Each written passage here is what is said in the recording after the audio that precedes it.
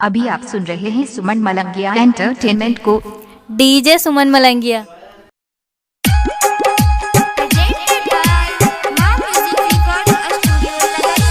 चांद जेना चेहरा यहाँ के बनौलक ऊ भगवान। डीजे सुमन दीवाना। कर देखत रही तिय सजनी आही के सुबह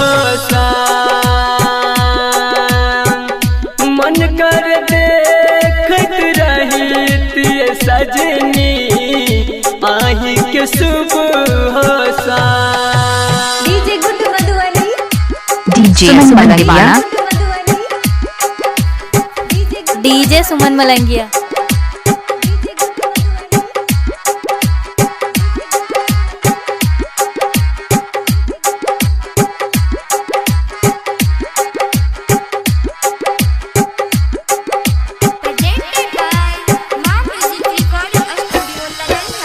कारी कारी अखिया यहाँ के जन मारे होठ गुलाबी।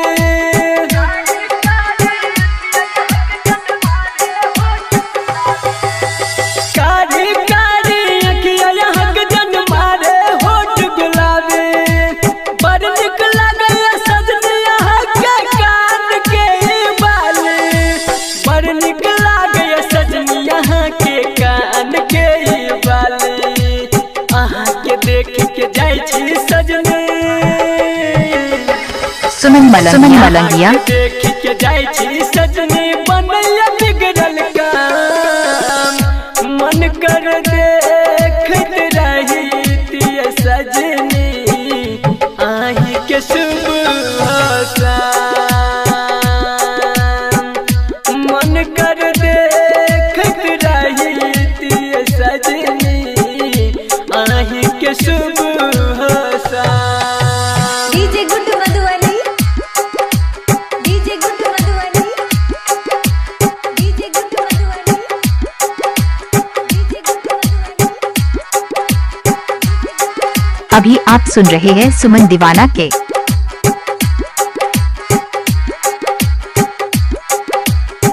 सुमन मलंगिया। राइटर सूरज लिख के गीत करैया आग बढ़ाई।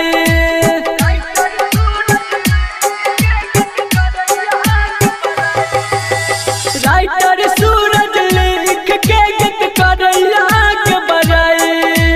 संदीप सुमन अपन सजनी आही के लेत बनाई। संदीप सुमन अपन सजनी आही के लेत बनाई। हर दिन हर पल हर समय में सुमन मलंगिया। हर दिन हर पल हर समय में लैया आही के नाम। मन कर देखत रही तिय सजनी आही के सुबह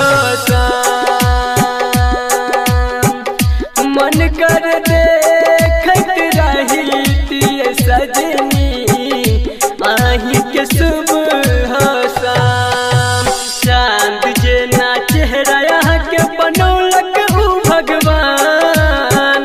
मन कर देखत रही तिय सजनी आही के सुबह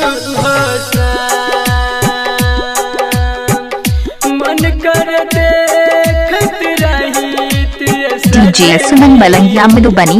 डीजे सुमन मोबाइल नंबर 8882452308 है।